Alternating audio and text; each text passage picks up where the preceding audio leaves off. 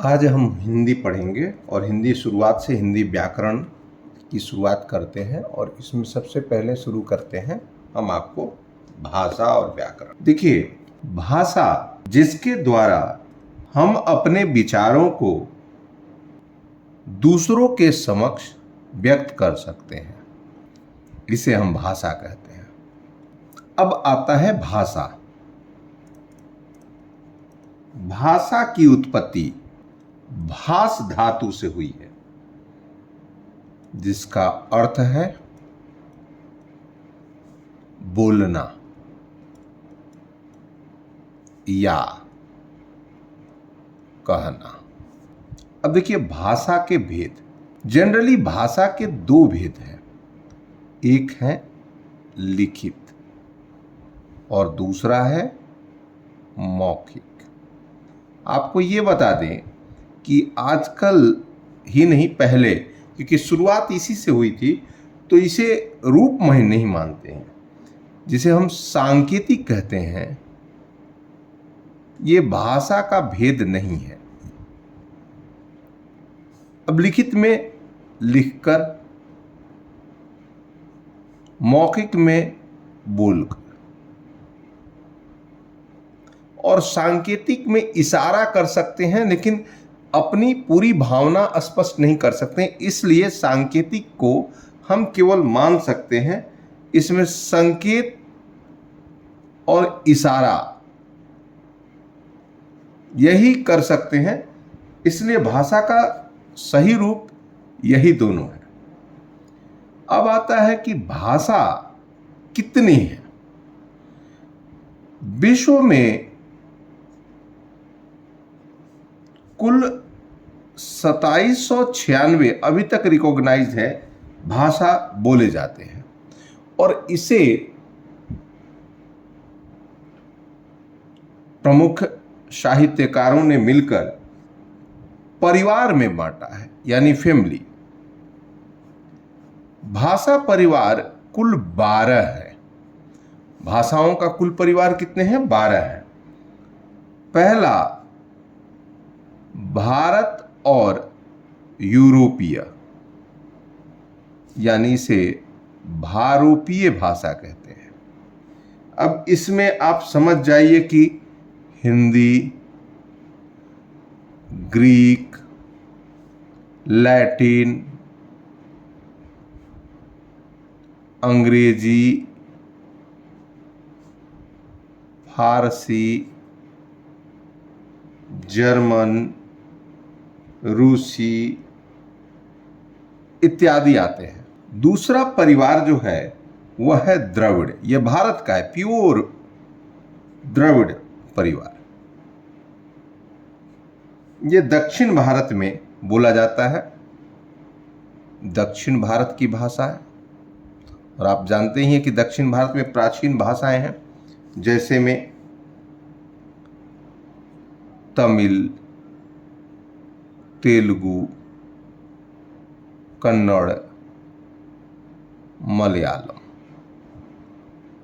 इत्यादि। कुछ जनजातियों की भाषा भी इसमें शामिल है, जैसे गोंड, उरांव। उरांव में यहाँ कुड़ुख जिसको बोलते हैं, ये सब सारे भारत के मैक्सिमम ये भाषाएं इसमें शामिल है, साउथ इंडियन। अब आता है तीसरा, चीनी या तिब्बती भाषा।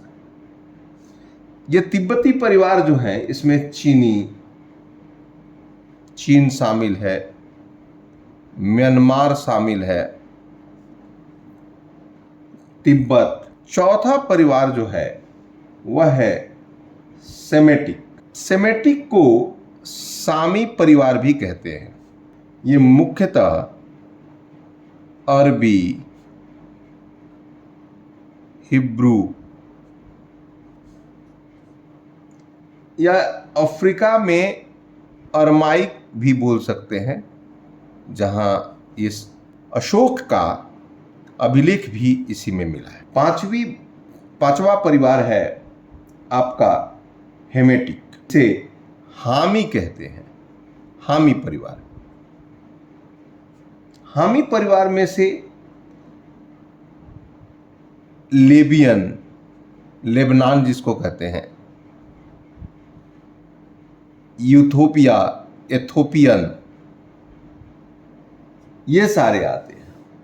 यानी नॉर्थ अफ्रीका। इसके बाद आता है छठा, ये जापानी भाषा। जापानी या कोरियाई ये परिवार है। इसमें जापान, उत्तर और दक्षिण कोरिया यहां बोली जाती है। सातवां फैमिली है अल्टाई या यूराल परिवार। यूरोप एक और एशिया को अलग करता है यूराल पर्वत, तो ये यूराल परिवार का है। और ये टर्की इसमें आ जाता है, फिनिशिया से फिनलैंड में जो बोली जाती है, या हंगरी की भाषा है। आठवां परिवार है मलय परिवार। मलय ये मुख्यतः द्वीपीय देशों में जैसे मलेशिया, इंडोनेशिया,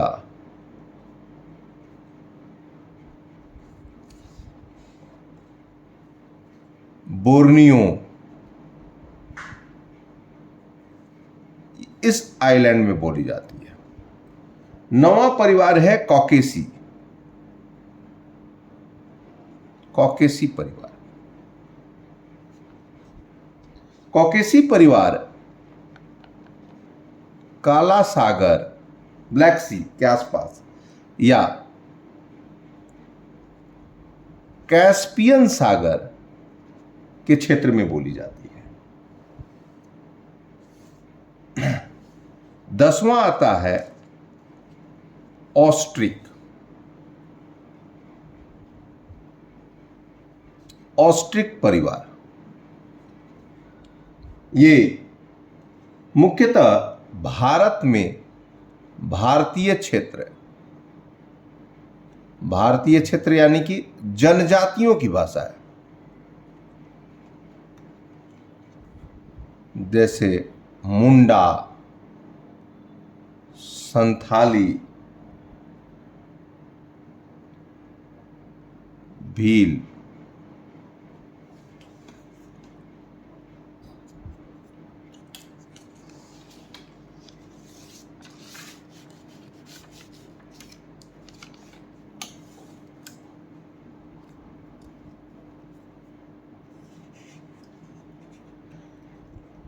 ग्यारहवां परिवार आता है बाटू।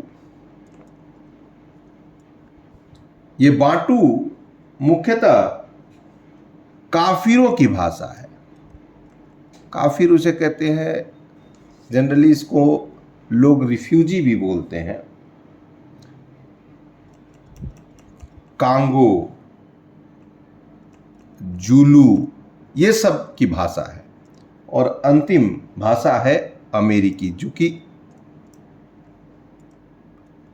अमेरिका, वास्तव में वर्तमान अमेरिका में बहुत सारे यूरोपीय जाके बस गए हैं, इसलिए वहाँ पे फ्रेंच, इटालियन, स्पेनिश, अंग्रेजी सब बोली जाती है। लेकिन वास्तव में जो पहले के थे, वो पुराने रेड इंडियन, वो लोग ये बोलते थे, जिसको सोनारा, कुई, चुआ, तो ये सब नहीं आता है, जनरली ऊपर वाले ही आते हैं। अब हम बात करते हैं भारत की भाषा, यानी कि जिसे अभी हम लोगों ने भारोपीय भाषा बताया। भारत, भारोपीय, ये दो शब्द भारत और यूरोप से मिलकर बना है।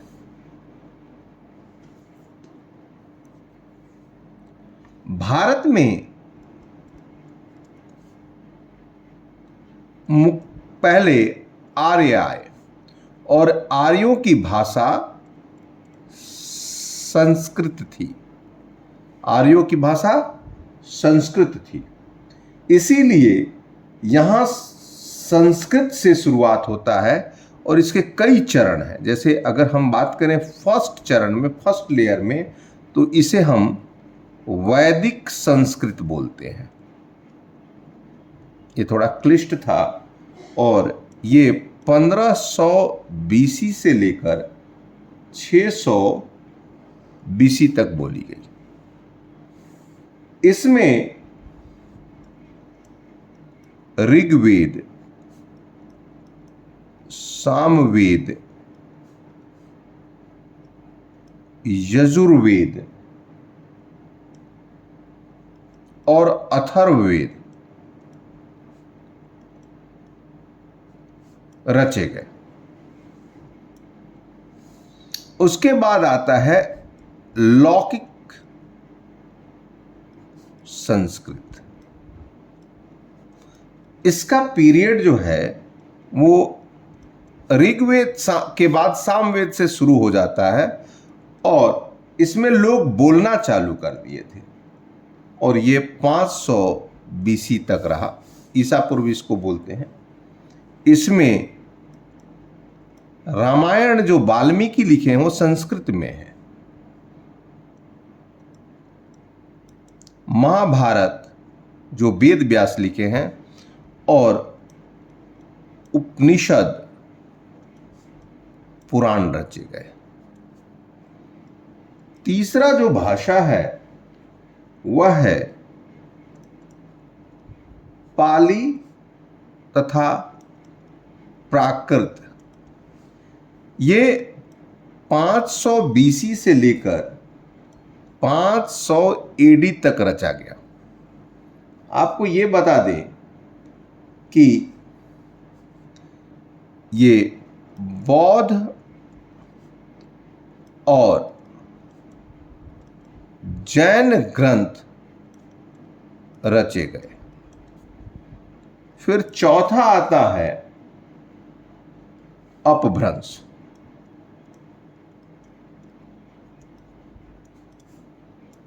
ये 500 एडी से 1000 एडी तक का पीरियड है और इसमें कई छोटे छोटे सौरसेनी, अवहट,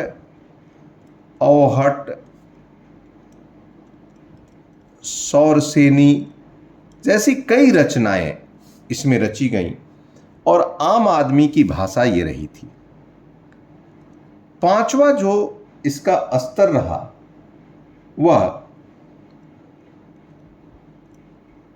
आधुनिक भारतीय भाषा बना। आधुनिक भारतीय भाषा में कई भाषा बने, जैसे हिंदी, बंगला, गुजराती। आपको बता दें कि वैदिक संस्कृति के साथ ही ये जो तमिल, तेलुगु, मलयालम जो हैं वो उन्हीं के साथ जन्म लिए, संस्कृत से उत्पन्न होकर। तो वो 300 से बीसी से 300 एडी के बीच में ही उनका जन्म हुआ। लेकिन यहाँ हिंदी, बंगला, गुजराती ये आधुनिक भारतीय भाषाओं में से था। अगर हम बात करें संविधान की, ये आपको 1000 एडी से लेकर और आज अब तक कह सकते हैं। हम संविधान की बात करें तो भारतीय संविधान के 8वीं अनुसूची में कुल 22 भाषा हैं। आपको यह भी जानकारी होनी चाहिए कि मूल संविधान में मात्र 14 भाषाएं थी मूल संविधान में। इसे समय समय पर जोड़ा गया और अभी 8वीं अनुसूची भाग 17 में इनका उल्लेख किया गया, जिसमें संस्कृत, हिंदी, असमिया, अंग्रेजी नहीं है। हमें पढ़ना है हिंदी और हिंदी को भारतीय संविधान की अगर बात करें तो 14 सितंबर 1949 को संविधान सभा ने इसे राजभाषा के रूप में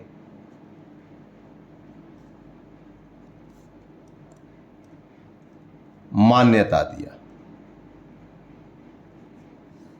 आपको यह भी जानकारी होना चाहिए कि अनुच्छेद 343 में कहता है, संविधान के अनुच्छेद 343 में, कि हिंदी को प्राधिकृत किया गया जिसकी लिपि देवनागरी हो। अगर देखिए, सबसे बड़ा चीज ये है कि यहां दो शब्द आया, एक लिपि। देखिए, भारत में लगभग 7200 बोली है। बोली की अपनी लिपि नहीं होती और यह अपनी लिपि नहीं है और यह क्षेत्रीय लेवल पर बोली जाती है, केवल क्षेत्रीय स्तर पर। और भाषाएं जो मान्यता प्राप्त है वो टोटल 22 भाषा है। एक और चीज, भारत में राष्ट्रभाषा नहीं है। राष्ट्रभाषा बिल्कुल नहीं है, राष्ट्रभाषा भारत में नहीं है। 22 जो हैं वो राजभाषा है और राष्ट्रभाषा नहीं है। संविधान में दो प्रमुख भाषाओं का ट्रांसलेट किया गया, एक हिंदी और एक अंग्रेजी। हिंदी में वर्ण विचार। अब यहां पे आता है वर्ण। वर्ण भाषा का वह छोटी से छोटी इकाई या मूल ध्वनि जिसका खंड न हो उसे वर्ण कहते हैं। जैसे ओ, आ, क, ख। वर्ण के दो भेद हैं। पहला स्वर वर्ण और दूसरा व्यंजन वर्ण। अब आता है स्वर वर्ण। स्वर वर्ण उसे कहते हैं जिसे उच्चारण करने में किसी की सहायता न हो, जैसे ओ, आ, ह्रस्व ई, दीर्घ ई, ह्रस्व ऊ, दीर्घ ऊ, री, ए, ऐ, ओ, औ। यानी स्वरों की संख्या 11 है और इसे प्राण वायु के आधार पर रखते हैं, यानी मात्रिक बोलते हैं, एक मात्रिक। जैसे ह्रस्व की बात करते हैं, ह्रस्व को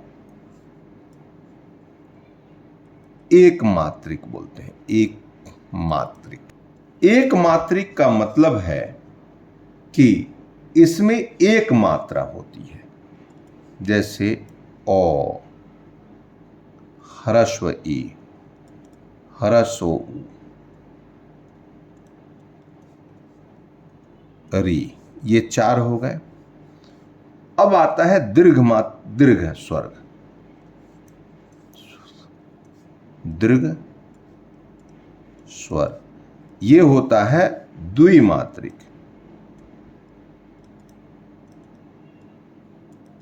यानी आ, दीर्घ ई, दीर्घ ऊ, ए, ऐ, ओ, औ। ये 7 हुए। दोनों को जोड़िएगा तो स्वरों की संख्या 11। अब इन स्वरों को लिखते कैसे हैं? तो आ को कुछ नहीं लिखते हैं, आ में लिखते हैं। यहां देखिए थोड़ा बल, आ, ई, उ, ए, इसमें ज्यादा बल पड़ रहा है, इसीलिए दीर्घ स्वर कहते हैं द्विमात्रिक। इनकी संख्या 7 होती है और इसकी मात्राएं ऐसे लिखते हैं: आ, ह्रस्व ई, दीर्घी, ह्रस्व उ, दीर्घु, री, ए, एक एकले और ओ, और ये डबल औ। एक त्रिमात्रिक जो कि संस्कृत का है, जिसे प्लूत स्वर कहते हैं, और वह है ओ। अब देखिए यहां पे दूसरा आता है अनुनासिक वर्ण, यानी अनुस्वार और विसर्ग। अनुस्वार और विसर्ग, इसे अंग और अ। एक बार आगे जिक्र करेंगे अनुस्वार के बारे में।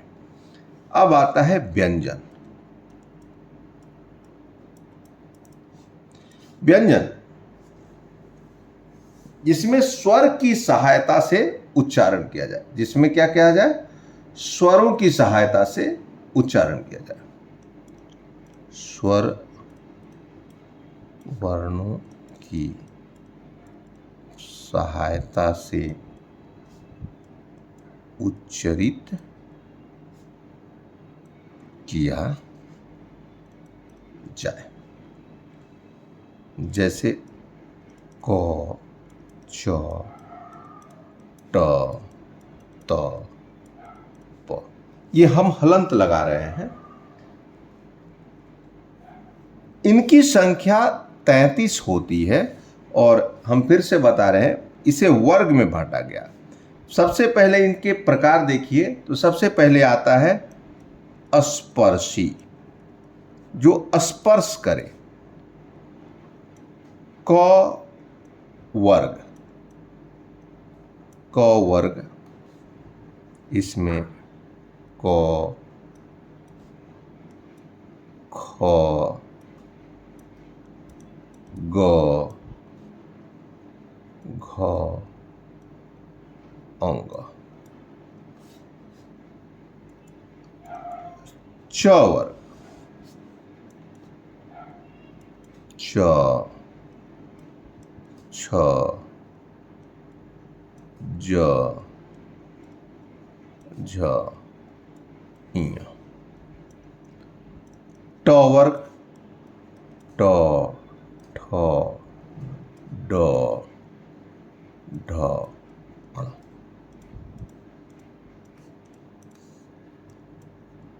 त वर्ग, त, थ,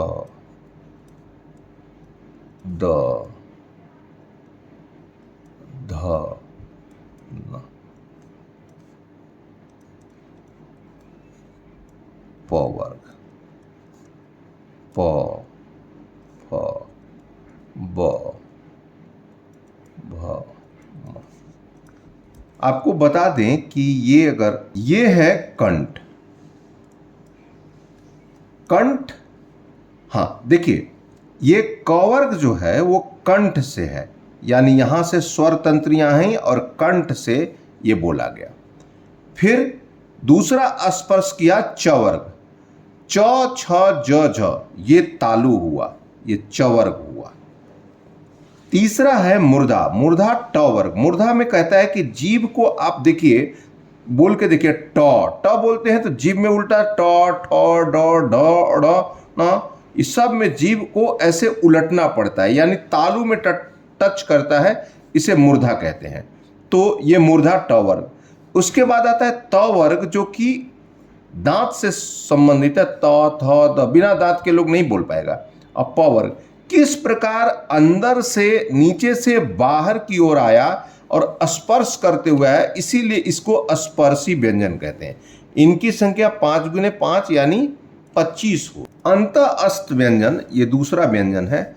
इसका मतलब है कि जिनका उच्चारण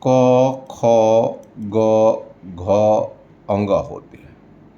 च वर्ग में च छ ज झ ञ होते हैं। ट ठ ड ढ ण होते हैं। त थ द ध न। प फ ब भ म। जैसे हम इसको लिखना चाहें, जैसे में हम आपको बता दें कि चंदा लिखना है तो इसको लिख सकते हैं चंदा। आप ये देखिए कि यहां न ही प्रयोग क्यों किए, क्योंकि ये द जो है इसमें त वर्ग में आता है, तो त वर्ग में द में न जुड़ रहा है। अगर हम चंदा में ये बिंदु द में जुड़ेगा, इसलिए इसका पंचमाक्षर हुआ।